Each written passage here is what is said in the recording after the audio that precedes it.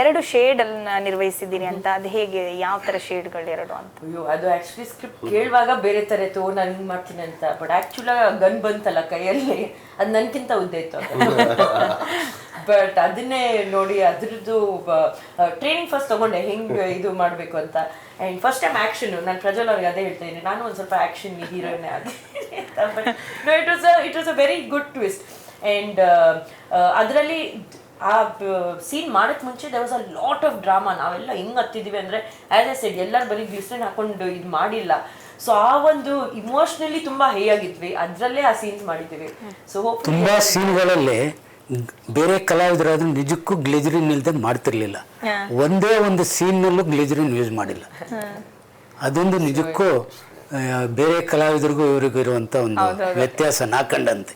ಯಾಕೆ ನನ್ನ ಹತ್ರ ಎಲ್ಲಾ ಕಲಾವಿದರು ಆಕ್ಟ್ ಮಾಡಿದ್ದಾರೆ.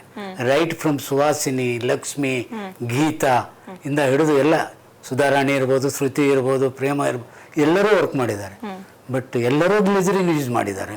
ಬಟ್ ನಾ ಕಂಡಂತ ಒಂದೇ ಒಂದು ನಟಿ ಥ್ರೋಟ್ ಪಿಕ್ಚರ್ ಒಂದು ಕಾಲು ಭಾಗ ಫುಲ್ ಇದೇ ಏನು ಬರುತ್ತೆ, ಆದರೂ ಯೂಸ್ ಮಾಡಿಲ್ಲ.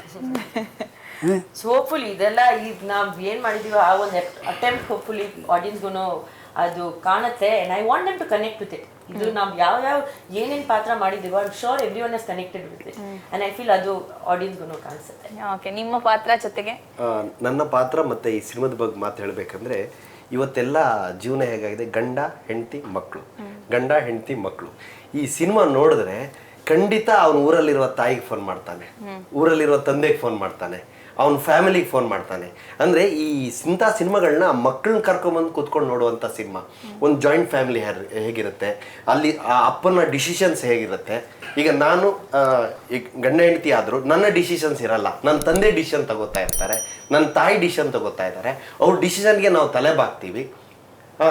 ನಮ್ಮ ತಮ್ಮ ಇನ್ನೇನೋ ತಪ್ಪು ಮಾಡ್ತಾನೆ, ಆವಾಗ ನಾನೇನೋ ಒಂದು ಡಿಸಿಷನ್ ತಗೋತೀನಿ, ಅದಕ್ಕೆ ನಮ್ಮ ಅಪ್ಪ ಅದಕ್ಕೆ ಅಪೋಸ್ ಮಾಡ್ತಾರೆ, ಅಪ್ಪನ ಮಾತು ಕೇಳ್ತೀವಿ. ಅಂದರೆ ಈ ಸಂಬಂಧಗಳ ವ್ಯಾಲ್ಯೂವನ್ನು ಹೇಗೆ ನಾವು ತೋರಿಸ್ಕೋಬಹುದು, ಹೇಗಿದೆ ಅನ್ನೋದಕ್ಕೆ ಈ ಸಿನಿಮಾ ಒಂದು ಉತ್ತಮ ಉದಾಹರಣೆ.